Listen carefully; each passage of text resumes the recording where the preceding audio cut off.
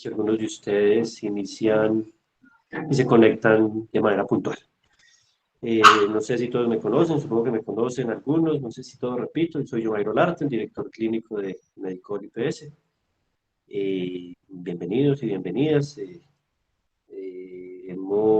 En este momento seguramente se encuentran muchas personas de los usuarios nuevos, muchas familias de los nuevos usuarios dentro del programa, entonces bienvenidos y saben que siempre para servirles como institución y como personas que hacemos parte de ellas. Bueno, dentro de las programaciones que hemos venido haciendo en las intervenciones multidisciplinares y además correlacionado con las necesidades que nosotros cada semana en los estudios de caso y en los estudios de profundización de las situaciones que se presentan cotidianamente con nuestros usuarios y además con sus familias,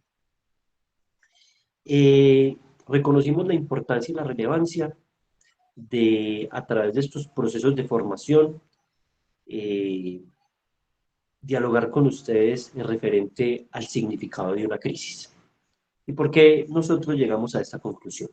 Miren, familias, no sé si hay usuarios pues aquí en este momento.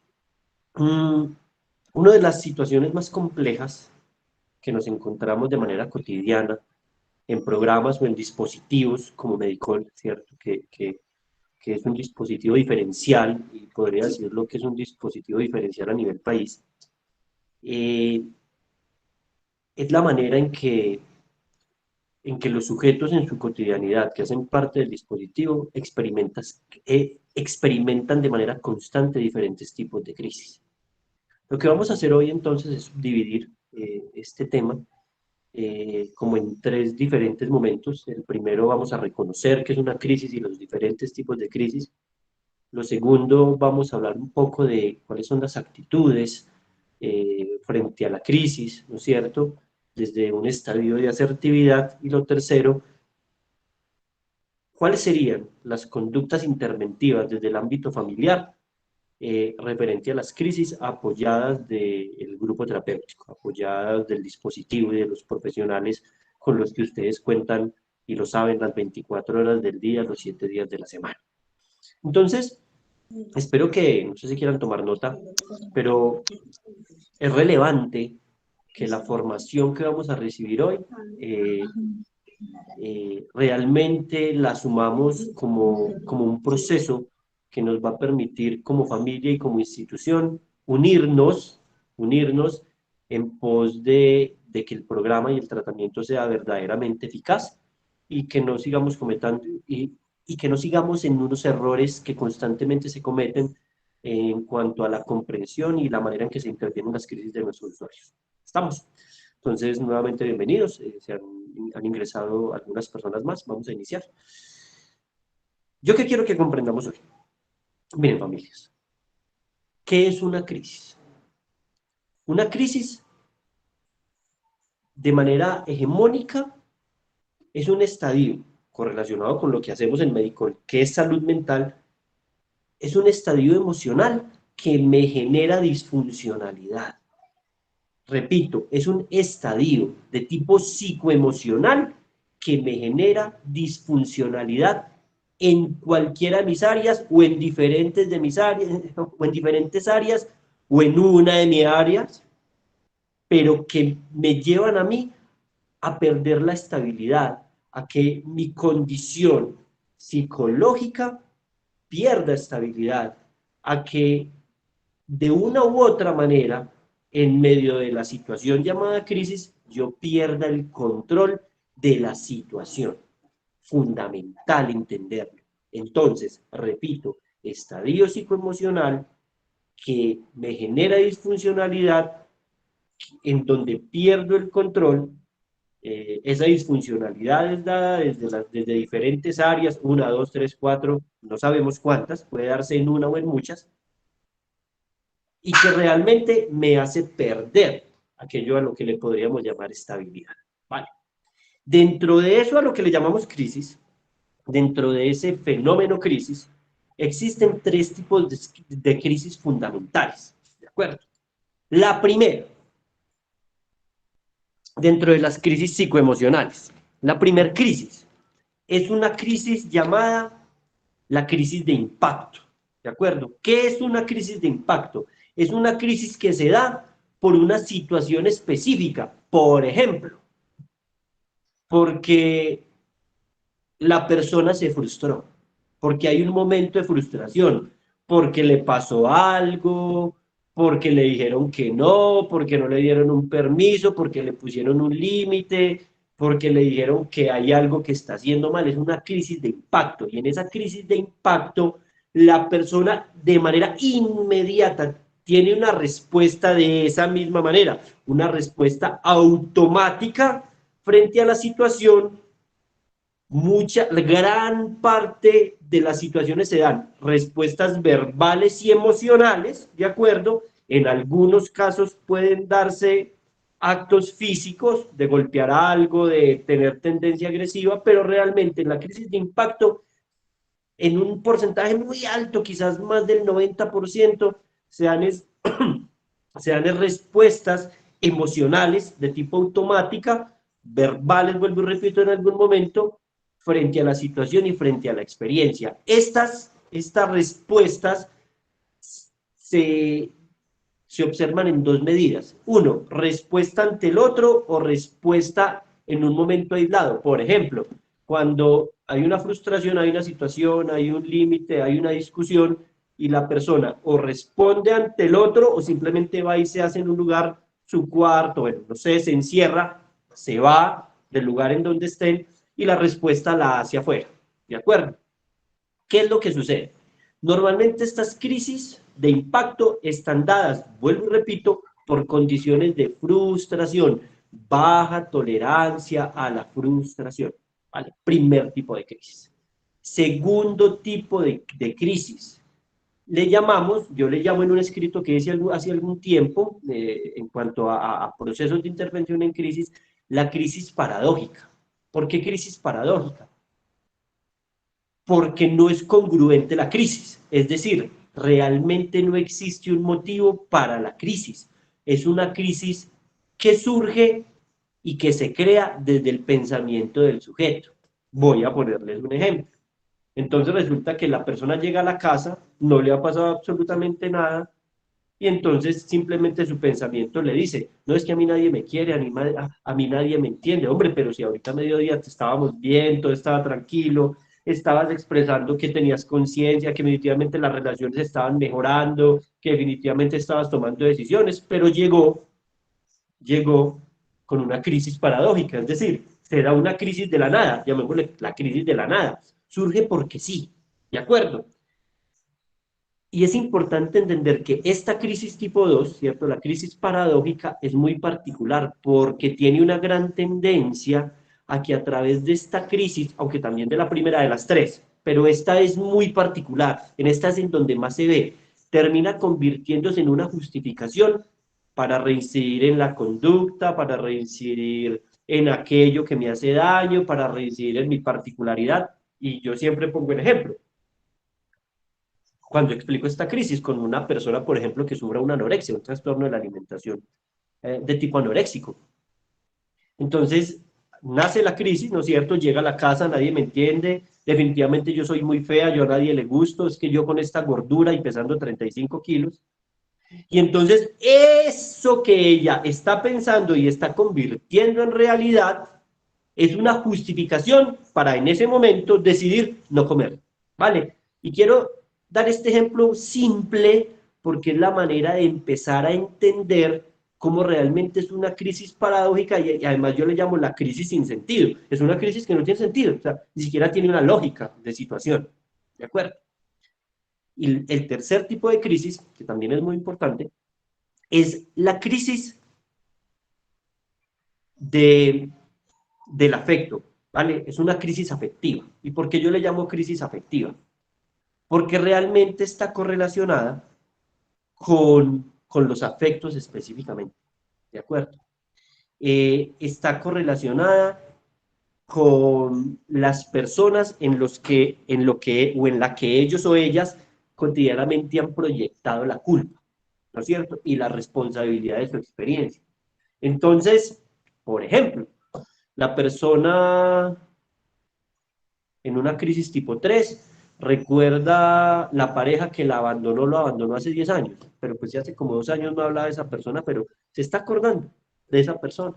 O la persona recuerda el abrazo que la mamá o el papá no le dieron, o la persona recuerda el momento en donde le habló a su hermano y su hermano no lo miró a los ojos, o su hermana, y entonces se sintió rechazado. Le llamamos crisis afectiva porque está, vuelvo y repito, correlacionada con sus afectos. Y cotidianamente se está utilizando o se utiliza como una manera de volver a hacer lo mismo, como una manera de justificar la posibilidad de reincidir en aquello que me hace daño, en esa conducta problema por la cual se encuentra en el tratamiento, ¿cierto? Sabemos que en el tratamiento tenemos diferentes personas con diferentes particularidades, sabemos que tenemos personas con trastornos de la alimentación, que tenemos personas con trastornos de personalidad, sabemos que tenemos personas con cutting, ¿de acuerdo? Y con muchas ideaciones en momentos de autolesión y además de acabar con su vida, y tenemos personas con adicciones comportamentales como al juego,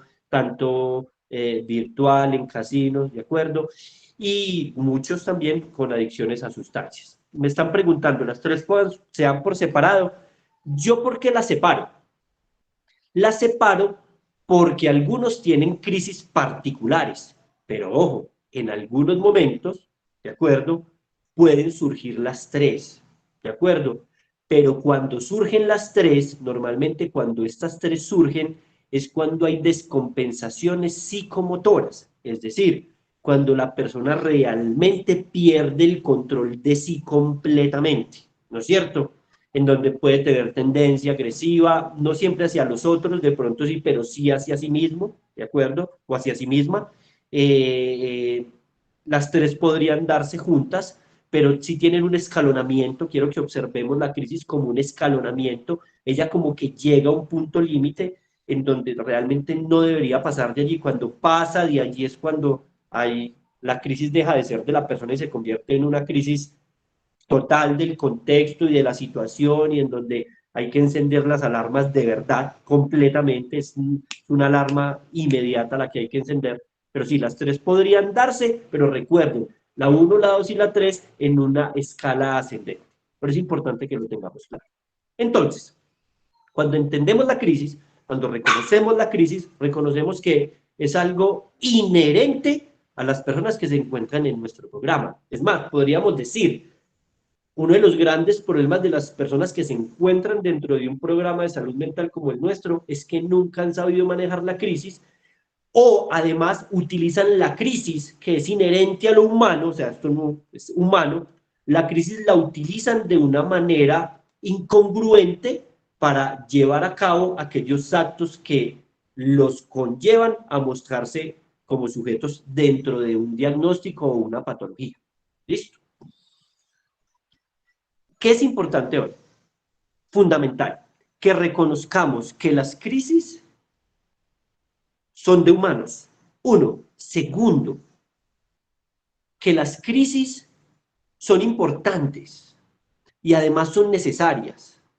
Pero ojo, son importantes y necesarias en cuanto a mí y a la familia, al sujeto como usuario, a la familia, les permiten a través de la herramienta darse cuenta y percatarse de algo que está sucediendo y empezar a reconocer cómo es el manejo que se le ha venido dando a las crisis.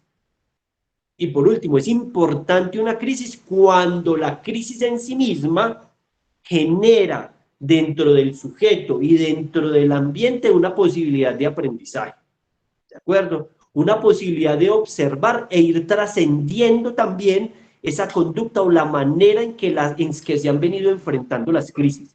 En ese caso son importantes las crisis. ¿Cuándo no son importantes las crisis o cuándo se convierten las crisis en una condición muy patológica? Cuando el conflicto se convierte en una situación en donde el manejo que se le da a la misma crisis genera crisis en otros. ¿De acuerdo? Cuando yo permito que la crisis del otro realmente me afecte. Aclaro esto, no significa que no me tenga que afectar, porque si hay afecto seguramente me va a movilizar. Pero cuando yo permito que esa crisis me mueva de tal manera que ingreso yo en la escala ascendente de la crisis. ¿De acuerdo? Y para eso vamos a ir al segundo tema, frente a la actitud y la asertividad.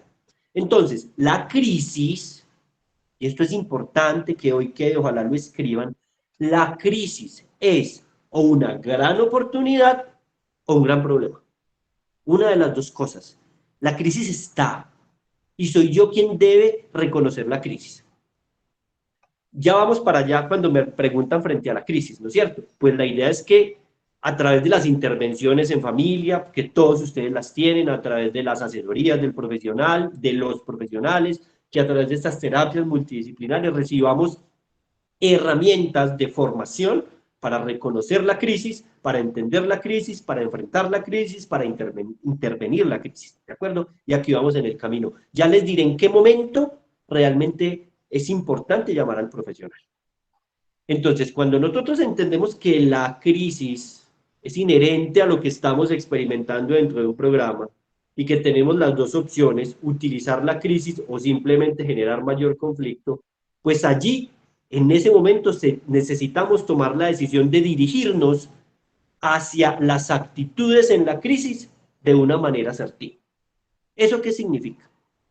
Primero, que cuando un sujeto está en crisis, necesito reconocer que la crisis es del sujeto, no es mía.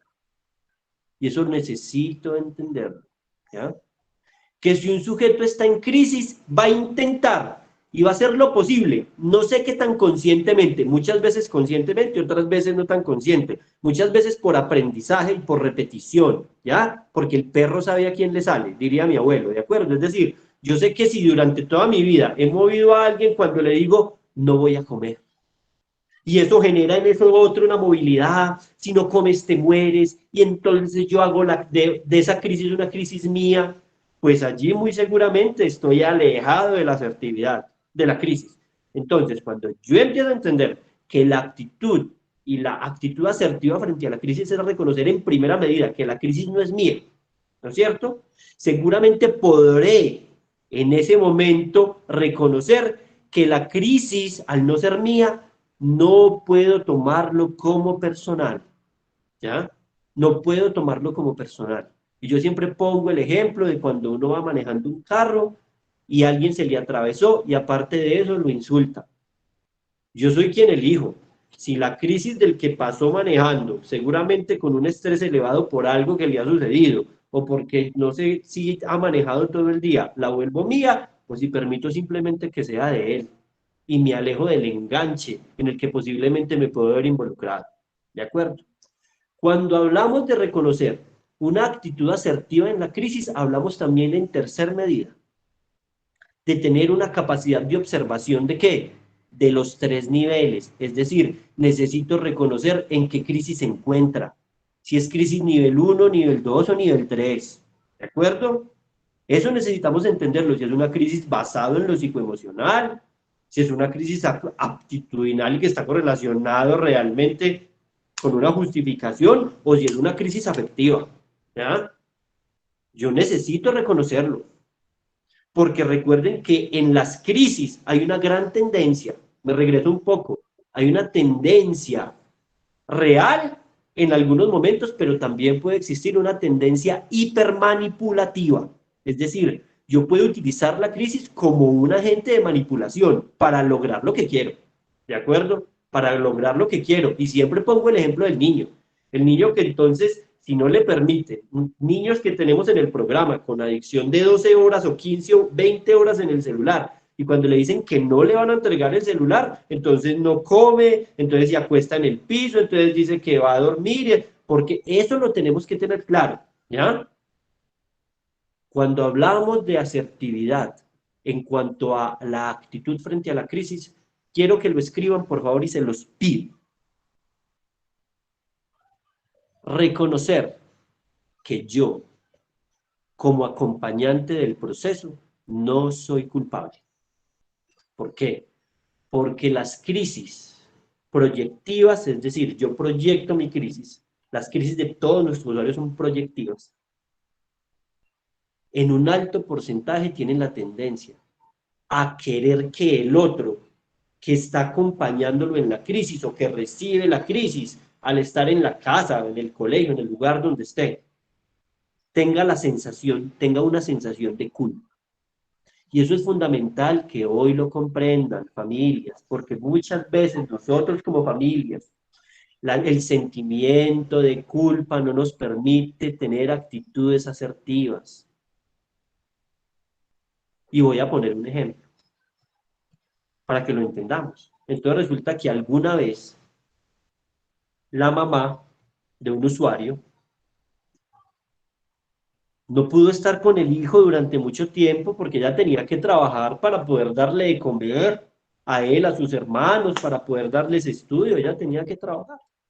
Pero él de 10 años para acá siempre su queja ha sido con la mamá: me dejaste solo, necesitaba de ti. Entonces, como me dejaste solo y necesitaba de ti, entonces yo tomé unos malos caminos, unos caminos oscuros. Y entonces, ante cualquier situación en donde se le pone el límite, ¿no es cierto?, él vuelve y se lo recuerda, y la mamá se siente culpable. Y al sentirse culpable, termina siendo permisiva y accediendo a la solicitud del usuario. Y seguramente, en un alto porcentaje, ahí se fue la crisis. Pero eso me llevó de la culpa a la manipulación. Cuando hablamos de actitudes asertivas en una crisis, necesitamos hablar de responsabilidad. Cuando pasamos de, ojo con la culpa, porque no hay culpa, pasamos a la responsabilidad. Es decir, necesito en la situación que se está dando reconocer de manera objetiva y clara de quién es la responsabilidad de la crisis. La responsabilidad de la crisis de manera puntual. Por ejemplo, si la persona llega a expresarme que la vida para él o para ella es muy dura, porque está sufriendo mucho, porque Pepito Pérez no le habla, y entonces la vida es injusta con él o con ella. Entonces, como esa persona no me quiere, entonces acabo con esto y acá entonces no le hablo a nadie, soy grosero. Necesito reconocer en dónde está la responsabilidad de la crisis. ¿De acuerdo? Y me tengo que regresar nuevamente a la triada. ¿Listo? A esos 3 tipos de crisis, ¿ya? ¿Es una crisis afectiva? Entonces la responsabilidad está en dónde? En el pensamiento de lo que construye el usuario. Entonces necesito observar que la responsabilidad de la crisis, y necesito dejarlo completamente claro, pero completamente claro es completamente claro, y de manera puntual. Qué pena con usted, pero lo que usted está experimentando es lo que usted está pensando. Y aquí en este lugar nadie tiene la responsabilidad. Esa otra persona de la que usted me está hablando muy seguramente no tiene la responsabilidad. ¿De quién es la responsabilidad? Suficiente. Suficiente. A partir de allí es en donde yo como familia me dirijo a reconocer cuál es también mi acto emocional, es decir, el nivel de afectación frente a la crisis del otro. Los humanos tenemos algo que se llama termodinámica, familias. Es decir, no sé si ustedes lo han experimentado, supongo que sí. Nosotros reconocemos al otro desde su energía y desde la sensación. Y créanme que los usuarios que están en el programa, y si aquí hay usuarios, ellos lo saben, nosotros olemos la emoción del otro, sabemos cuándo movemos al otro, sabemos cuándo generamos emociones en el otro. Y si a mí, desde esa actitud asertiva, o perdón, no asertiva, me perciben con miedo, me perciben con angustia, me perciben con un exceso de preocupación, me perciben que ya está la lágrima que se me sale porque tengo mucho temor de que algo suceda, pues muy seguramente eso va a hacer que la crisis se vuelva en una crisis contextual, como se los decía ahora, y yo me aleje de la actitud asertiva. Y por eso se los decía hace un momento, cuidado, recuerden que la crisis del usuario no es su crisis, no la vuelvan propia, porque cuando yo vuelvo la crisis propia es cuando todo termina en un conflicto mucho más grande, y mucho más grande. Tomo medidas, las medidas que tenga que tomar, y me preguntan a Buenas mí que soy tardes, papá de perdón, pero una es que hija no le muy grande. escucho es nada, no le estoy escuchando absolutamente nada de lo que está diciendo. Entonces, pues sube el volumen, porque yo creo que eres como la única persona que le sucede. Busca si puedes subir el volumen, por favor. Yo voy a tratar de subir el volumen al micrófono, pero ahí está todo, el micrófono, ¿vale? Mira si es tu micrófono, por ver si es tu audio, por favor. Entonces, yo siempre pongo un ejemplo. Yo les puedo asegurar que mi hija puede llegar a mi casa y puede llegar en una crisis muy hiperestimulada emocionalmente, hasta con tendencia agresiva, porque tuvo un problema bien grande y diciendo palabras y gritando, y es que la vida es esto, la otra, utilizando palabras oeces y diciendo lo que sea. Pues hay algo que yo tengo que tener claro, es que lo que ella está haciendo es de ella. Y el único límite que yo necesito es que respete el espacio al cual llegó. Y si no lo respeta, con todo el amor se los voy a decir, pues entonces este no es el espacio y tendré que tomar decisiones. Pero hay algo que yo no puedo hacer.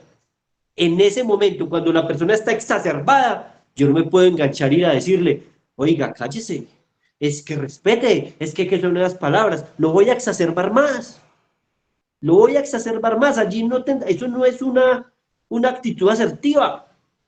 Entre más atención yo le presto a la persona que está exacerbado emocionalmente, eso va a ser como un impulso, como un motor para que se prenda más, para que se encienda más. Entonces, ojo, ¿qué no es asertivo? Ni la actitud sumisa ni la actitud agresiva. Eso no es asertividad.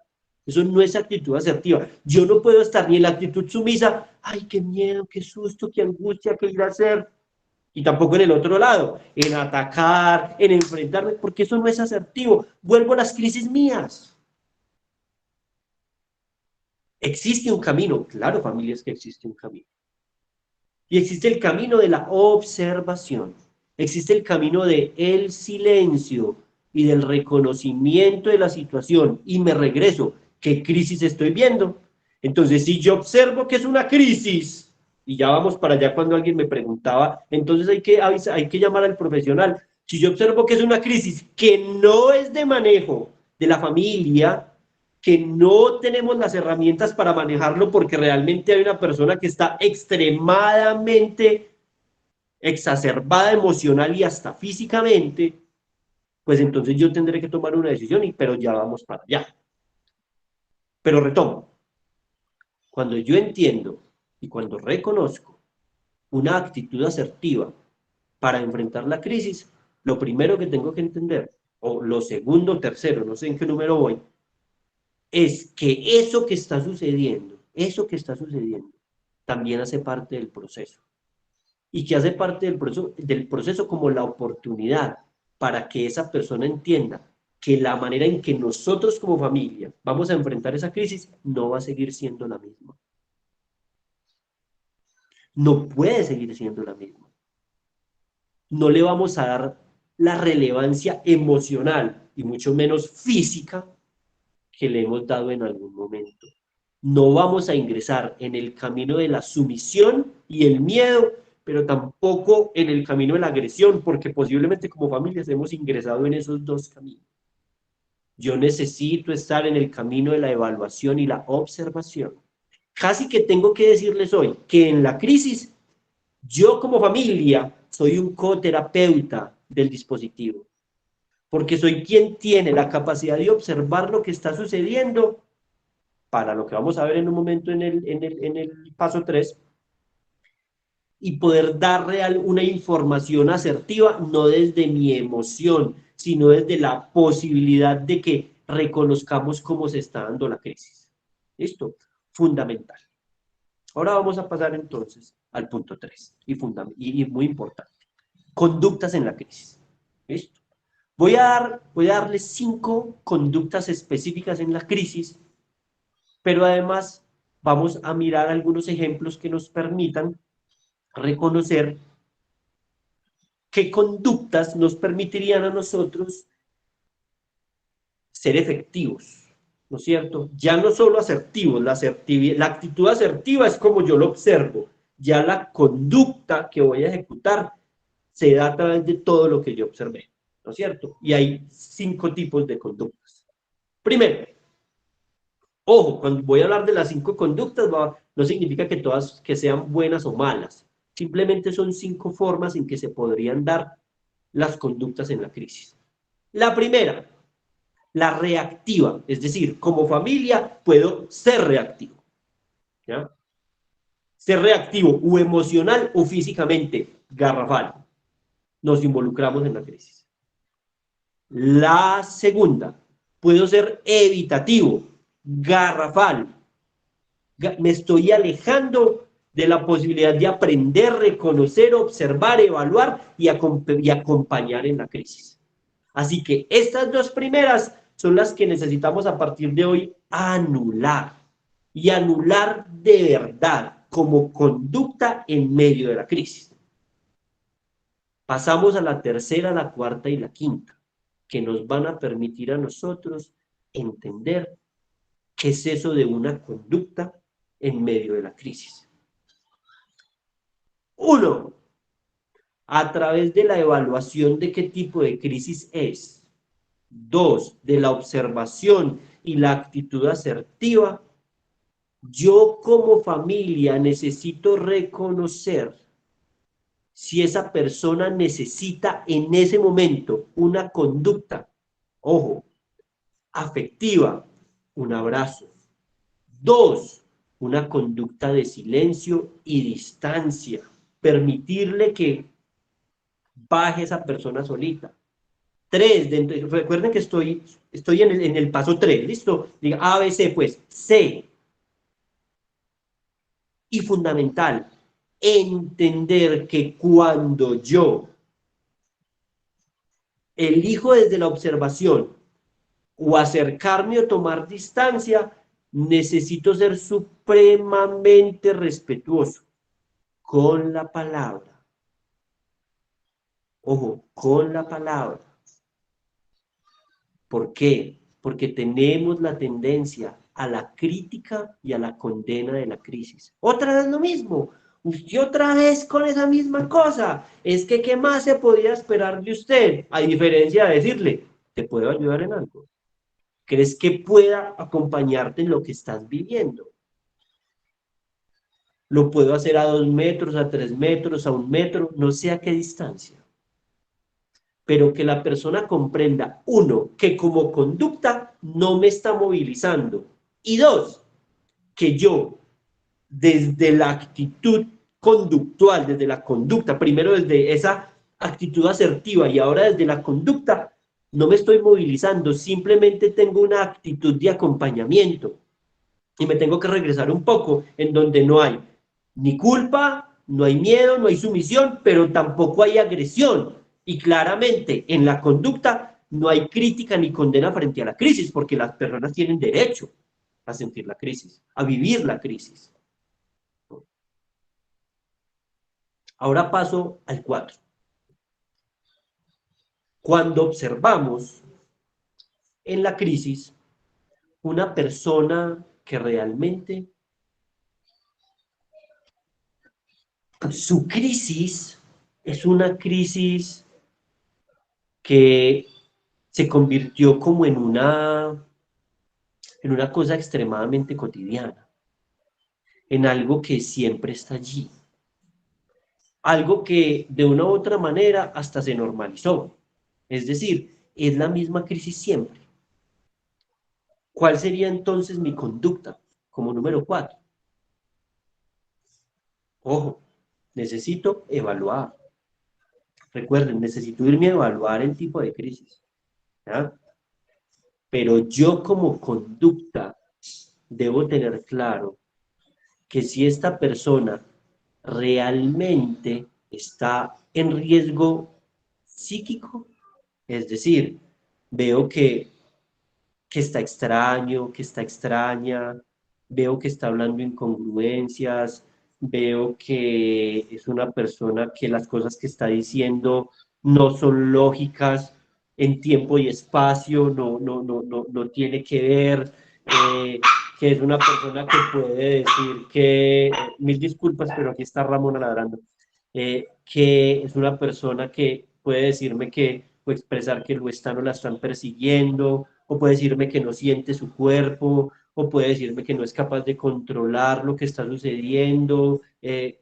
Cuando yo observo esa crisis, lo primero que tengo que hacer es, uno, Tratar de no estar solo, llamar a alguien, una persona, así sea un vecino, si es un familiar mejor, si es alguien que está en la casa mejor, e inmediatamente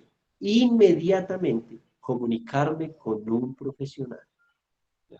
Si yo observo que esa persona, por ejemplo, me está expresando, ojo, me está expresando que tiene deseos de hacerse daño, ¿m? Que tiene ganas de salir e ir y cometer la conducta o ejecutar la conducta que le hace daño, inmediatamente me comunico con el profesional a cargo. Inmediatamente ustedes tienen un profesional que atiende en crisis las 24 horas del día, los 7 días de la semana. Inmediatamente, no es negociable comunicarme con ese profesional. ¿Por qué? Porque allí el manejo ya es diferente. Esa no es una crisis, estas crisis ya no las podemos manejar en casa solos, ¿vale? Hay crisis que sí, algunas crisis de tristeza, de ansiedad, de que de pronto ayer le decía a una mamá, es que yo le digo a él que no le entrego el celular y se tira al piso y entonces me dice que yo no lo quiero y me dice que yo soy una mamá injusta y entonces se queda ahí tirado y entonces deja de hablarme. Bueno, eso es una crisis que podemos manejar en casa, ¿cierto?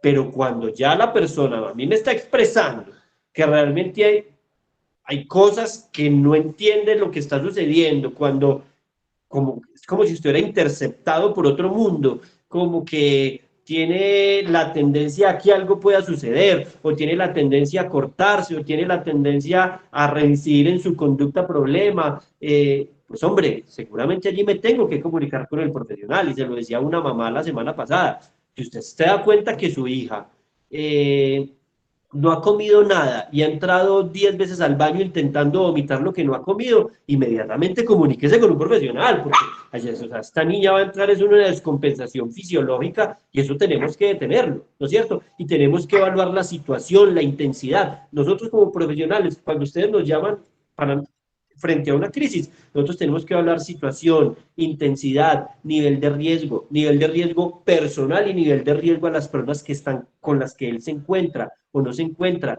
si está fuera, si no está en la casa y la familia nos llama y nos dice, esta persona está en la calle, me llamó y me dijo que está en crisis, pues nosotros inmediatamente tenemos que hacerlo, tenemos que tratar de hacer una intervención, ¿de acuerdo? Y tratar de comunicarnos con la persona. Entonces nosotros estamos para eso y para darles herramientas en ese momento frente a cuál es la intervención coherente en ese momento de crisis. Si logramos evaluar, por ejemplo, muchas veces ha pasado, logramos evaluar que esa persona dentro de su actitud lo que está es manipulando, realmente no está ni escuchando nada, realmente no tiene una intención de nada, lo único que quiere, y lo hablaba con una señora de una chica hace poco, lo único que quería esa niña era que, como sea, le dieran un permiso el viernes, o sea, pero que como fuera. Y lo que estaba buscando era ingresar en un estado de víctima unos días antes porque normalmente durante todo el tiempo, antes de que entrara el proceso, la forma en que no asertivamente se le enfrentaban las crisis era que la misma familia la victimizaba. Muchas veces llegaron a decirle, sí, pobrecita de ella. ¿Cómo no dejarla salir si tiene tan poquitas amigas? Ejemplo, ¿vale? Entonces, cuando nosotros reconocemos esto, reconocemos que la actitud frente a la crisis debe ser inherente a la necesidad del sujeto, ¿de acuerdo? No a la necesidad de la familia. Y esto es importante que lo tengamos claro. A la necesidad que observemos y evaluemos. Listo. 5. Descompensación psicomotora. ¿Listo? ¿Qué es una descompensación psicomotora? Cuando la persona está agresiva con él o con el otro, cuando la persona realmente está poniendo en riesgo lo que está sucediendo, se está poniendo en riesgo a sí mismo o a otros. Hace poco nos llamaba una señora de un chico que se pegó una super cortada, una gran cortada, e inmediatamente nos tuvo que llamar. ¿Por qué? Porque en ese momento ya tenemos que activar una ruta, ¿no es cierto? Diferentes rutas. Dirigir a esa persona a una hospitalización, a un hospital en donde pues, lo puedan proteger porque hay un riesgo físico, no siempre psíquico, o si hay un riesgo psíquico, entonces dirigirlo a un hospital mental como la Clínica San Juan de Dios. Eh, pero para eso nos tenemos que comunicar inmediatamente. Pero ¿qué les queremos pedir nosotros hoy cuando hablamos del manejo de la crisis? Que cuando las personas estén en este nivel 4 o 5, nos llamen a tiempo. No esperen que sucedan cosas graves para llamarnos, ¿ya? Muchas veces hemos tenido que activar rutas con policía, y si toca, toca. Una persona, por ejemplo, ha tenido una persona con un trastorno de personalidad y entra en un microepisodio psicótico por una alteración de su crisis profunda y de sus emociones y se pone súper agresiva con todo el mundo y empieza a quebrar todo, pues tenemos que activar la ruta que tengamos que activar. Pero algo fundamental en estas dos últimas, en la 4 y la 5, tenemos que perder el miedo y tenemos que perder la vergüenza. Ay, es que qué pena. No, lo que toque llamar hay que llamarlo. Y por eso les queremos pedir hoy, yo les quiero pedir hoy encarecidamente, como director del programa, miren familias, una de las grandes dificultades que tenemos dentro del programa, y lo voy a decir con todo el amor y respeto, ¿vale? Y espero que lo entiendan y no lo tomen personal. Muchas veces tenemos grandes dificultades de que hay usuarios que no evolucionan en sus procesos porque las familias no evolucionan en el proceso, porque las familias siguen haciendo e interviniendo las situaciones como ellos creen, no como se les orienta, porque las familias siguen, aún creen que la manera en que lo hacen y lo ejecutan es la manera adecuada, y no como nosotros se lo mostramos desde la evaluación multidisciplinar, porque es que no es uno ni dos profesionales, somos 18 o 20 profesionales haciendo evaluación del caso de su familiar cada 8 días, y seguramente pues nos hemos formado es para eso. Miren familias, que la crisis no nos asuste, primero. Segundo, no seamos como indolentes de la crisis, porque la crisis puede darse y realmente se siente. Pero tercero y fundamental, hagamos lo posible por intervenir la crisis de una manera coherente desde las herramientas que nosotros les damos y desde la posibilidad que ustedes tienen de formarse en estas sesiones multidisciplinares. Hace mucho yo no he dado una terapia multifamiliar, hace bastantes días, pero miren, es tan complejo esto, es tan complejo trabajar en estos programas en momentos que tenemos en este momento, deberían estar en este momento un promedio de casi de 300 familias conectadas, como mínimo, ¿vale? Y observen el número de personas conectadas. No sé si ustedes pueden verlo, ¿cierto? Y entonces después las familias van y se quejan y dicen, es que yo no sé cómo hacerlo, es que ustedes nunca me lo han dicho, es que a mí nunca me han formado. Entonces yo siempre cuando a mí me llegan con eso a la familia, yo les digo, venga, entonces usted ingresa a las terapias multifamiliares. Créanme que si me dice que sí, yo le digo, hombre, entonces hay algo que seguramente tenemos que mirar y evaluar, que de pronto no te hemos formado en eso. Pero cuando me dicen, no, yo nunca me he metido, no, yo no tengo tiempo, no, pero es que quedan grabadas. Ah, pero es que, no, pero es que nada. Miren, familias, si esto no es un compromiso de todos, claramente los programas no van a ser eficaces ni efectivos. Tenemos que entender que cuando ingresa alguien al programa de Medicol, no ingresa solo. Y es uno, digamos, es uno de los ejes fundamentales y diferenciales de lo que hacemos a nivel país. Ojo, a nivel país. Porque en el país se tienen grandes dificultades para tener programas integrales como el nuestro. Porque las EPS no pagan esos programas. Aún la gente se asusta que porque a Medicol le pagan esos programas integrales. Pero nosotros tenemos la posibilidad de realmente intervenir la familia, y uno como familia lo primero que tiene que hacer, y yo lo sería, créanme que lo sería, porque vea, cuando tengo problemas con mi hija, yo hasta trato de pedir asesoría, porque más allá de lo que yo hago, más allá de dirigir una clínica, muy seguramente desde el afecto que le tengo a mi hija, yo no seré suficientemente objetivo para evaluar la situación, yo pido asesoría y levanto la mano, eso hay que hacerlo con humildad. Crisis siempre van a haber. La gran diferencia con las crisis es para qué las utilizamos y la manera en que nosotros realmente podamos utilizar la crisis para que la persona entienda que la crisis es de él o de ella y que no volveré como familia nunca a caer en el juego y que la intervención y la actitud asertiva y la conducta va a ser coherente a lo que él o ella necesitan, no a seguir viviendo lo mismo, la misma mismidad, el mismo dolor, la misma angustia, que aunque sea complejo, yo voy a utilizar las herramientas que me dan para realmente asumir y enfrentar la crisis. Les agradezco mucho entonces por este rato. Un abrazo para todos y para todas. Saben que Medicol es su casa, yo estoy para servirles. Saben que la puerta de mi consultorio no está abierta, pero siempre pueden tocar allí para poder hablar conmigo, siempre, siempre, siempre. Adriana, cuénteme. Adriana levantó la manito. ¿Tiene alguna pregunta?